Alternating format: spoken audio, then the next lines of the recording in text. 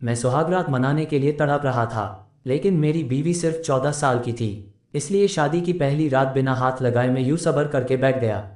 लेकिन 15 दिन गुजरे तो सब्र का पैमाना टूट गया। फिर उसे रात माँ को दवाई देकर सुलाया और अपनी बीवी को। हमारे खानदान में अदला बदली की शादियों का रिवाज था। मेरी बहन की जिस घर में शादी हुई थी, उसी घर या परिवार की लड़की की भी शादी मेरे घर में होनी जरूरी थी। ये रिवाज हमारे खानदान में कई सालों से चला रहा था। इसलिए मेरी बहन की नंद रोशनी की शादी उससे बिना पूछे तय कर दी गई। उस समय रोशनी केवल 14 साल की थी और मैं उससे बड़ा था। लेकिन फिर भी मैंने सबकी बातों का ख्याल किया और कुछ नहीं कहा। जैसी ही रोशनी के पापा रिश्ता लेकर आए तो बदले में माँ से कहने लगे कि मेरी बेटी का रिश्ता भी अपने बेटे के लिए लेना ही पड़ेगा। ये सुनकर मेरी माँ रोशनी के पिता से कहने लगी, आपकी बेटी तो अभी 14 साल की है, क्या इतनी छोटी उम्र में बेटी की शादी करेगा। मैं भी माँ की बात सुनकर खुश हुआ था। तभी रोशनी के पिता कहने लगे, बेटी का बाप हूँ, आप इस रिश्ते के लिए मना ना करें। उन्होंने मेरी माँ के सामने हाथ जोड़ने लगे। मेरे माँ ने झट से उनके हाथों को रोक लिया और फिर इस रिश्ते के लिए हामी भर दी। ये सुनकर मैं तो हैरान हो गया था, क्या इतनी कम उम्र की लड़की मेरी पत्नी बनेगी। मुझे कुछ समझ नहीं आ रहा था, पर मैं रोशनी के पिता को मना भी नहीं कर सकता था। मुझे ये बात बड़ी अजीब लग रही थी, लेकिन रोशनी के पिता बहुत खुश थे। मेरी माँ ने मुझे बहुत समझा, तो मैं भी माँ की जिद के आगे मजबूर हो गया और शादी के लिए हाँ कर दी। वैसे मैं रोशनी को 2-3 सालों से ही जानता था और बहुत ही सीधी और अच्छी लड़की थी। वह आए दिन मेरी बहन के साथ मेरे घर आया करती थी, पर मैं उससे पूरे 12 साल बड़ा था। वैसे भी पूरे खानदान में मेरा रिश्ते की चर्चा थी और हमारे खानदान में बगैर आदला बदले के किसी की शादी होती ही ना थी। फिर भले उसके लिए कई सालों तक इंतजार करना पड़े, और उसे इंतजार करने से बेहतर था कि मैं अभी कम उम्र के लड़की से शादी कर लेता, कि मेरी उम्र बर्बाद होने से बच जाती। कुछ दिन बाद घर में खुशियों की शहनाइयाँ गुजने लगी। शादी का दिन भी करीब आ गया, पर सब ने चढ़कर मेरी शादी की तैयारी की थी। क्योंकि मैं एक कंपनी में नौकरी करता था, घर में रुपए पैसे की कोई कमी न थी। लेकिन बस मुझे इस वजह से शर्म आ रही थी कि यार दोस्त क्या कहेंगे कि मेरी बीवी सिर्फ 14 साल की है, जबकि मैं खुद 26 साल का जवान लड़का था। इस तरह वो दिन भी आ गया और मैं बारात लेकर रोशनी के घर पहुंच गए। थोड़ी ही देर बाद रोशनी को मंडप में लाया गया। उसे देखा तो वो बहुत रो रही थी, पर मैं उसे समय उससे कुछ पूछ नहीं सकता था और थोड़ी ही देर के बाद शादी संपन्न हो गई। अब मैं बारात लेकर वापस रोशनी के साथ अपने घर लौटा था। ये देखकर मेरी माँ बहुत ही खुश थी, पर रोशनी लगातार रोए जा रही थी। ये देखकर मेरी माँ को परेशानी होने लगी। वह कहने लगी, बेटा कुछ समय रोशनी को मेरे पास मेरे कमरे में रहने दो, क्योंकि यह बहुत ज़्यादा डरी हुई है। ये सुनकर मैं सर हिला दिया और अपने कमरे में चला गया। अगले ही दिन मैं ऑफिस के लिए तैयार हो गया। जब मैं ऑफिस पहुंचा तो मेरे कुछ दोस्त उससे मजाक करने लगे और कहने लगे, पहली रात कैसे गुजरी। ये सुनकर मैं कुछ ना कहा और मैं अपने कामों में व्यस्त हो गया। जब मैं शाम को घर लौटा तो रोशनी माँ के साथ शहर में बैठी हुई थी। ये देखकर मैं चुपचाप कमरे में चला गया। जब रात हुई तो खाना खाने के बाद रोशनी को मेरे कमरे में भेज दिया गया। आज पहली बार मैं रोशनी को इतने करीब से देखा था। शादी की पहली रात वो मेरे कमरे में दुल्हन बनी बैठी हुई थी। तभी मैं सामने आकर बैठ गए और उसे गौर से देख रहा था। मैं उनको इस तरह से देख रहा था कि वो अपनी नज़रें नीचे कर ली और घबराने लगी। इस तरह उसे डरता देख मुझे थोड़ा अजीब लगा, तो मैं कहा, तुम मुझसे इस तरह से डर क्यों रही हो। उसका हाथ थाम कर बोला, रोशनी तुम बेहद खूबसूरत हो। मेरी माँ जब तुम्हारी फ़ोटो शादी के लिए दिखाई तो मुझे तुमसे पहले ही नज़र में पसंद आ गई थी, पर उम्र तुम्हारे कम होने की वजह से मैं इस शादी के लिए सहमत नहीं हो रहा था।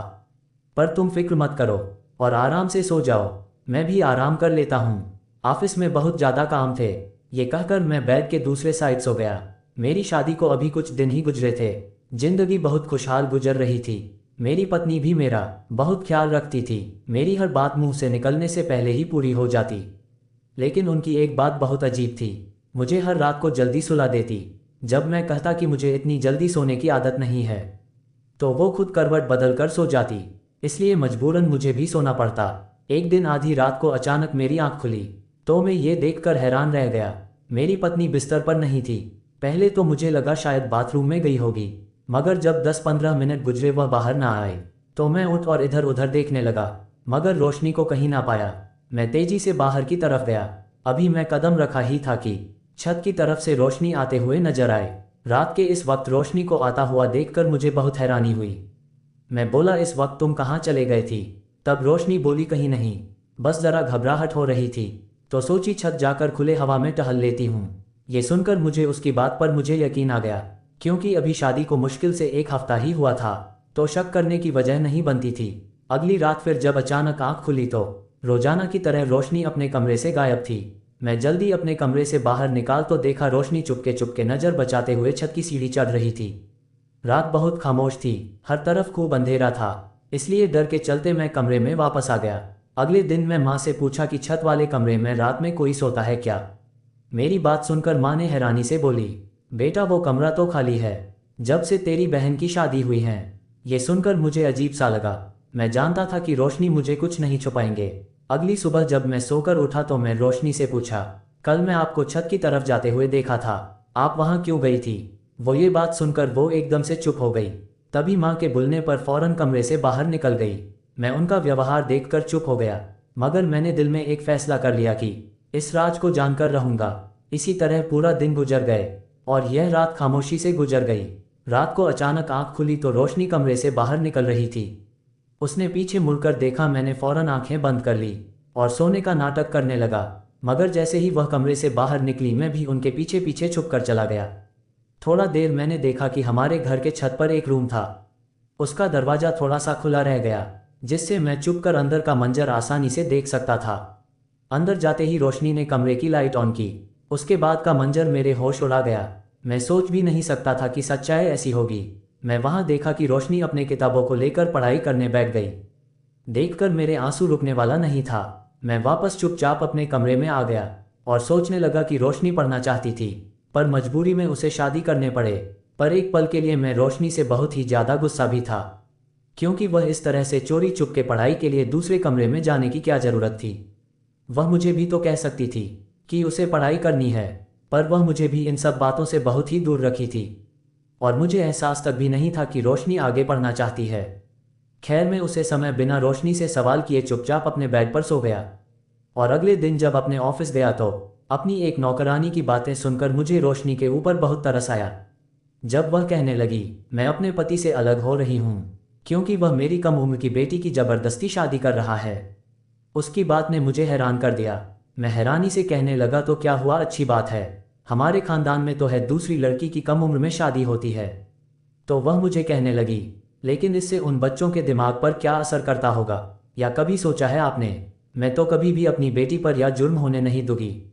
चाहे क्यों ना मेरा पति मुझे छोड़ दे, लेकिन मैं अपने बेटी को पढ़ाऊंगी और कभी भी उसके साथ या जागती होने नहीं दूंगी।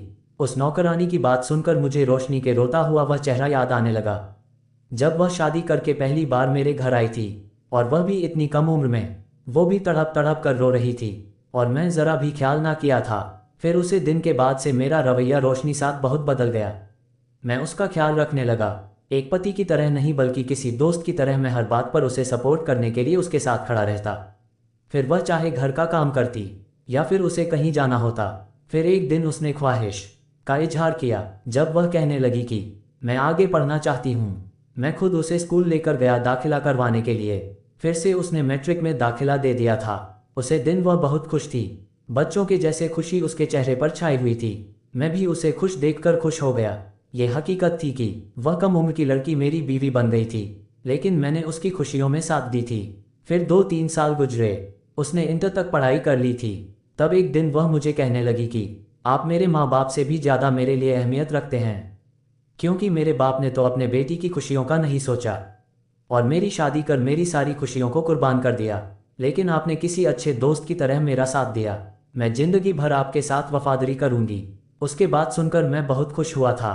रोशनी आज पहली बार अपने प्यार का इजहार कर दिया था और मैं भी यही चाहता था कि वह दिल से मुझे अपना पति स्वीकार कर ले, ताकि हमारे आने वाली जिंदगी खुशियों से भरपूर हो और ऐसा ही हम लोग हमेशा साथ रहे हैं। दोस्तों, आपको ये कहानी कैसी लगी?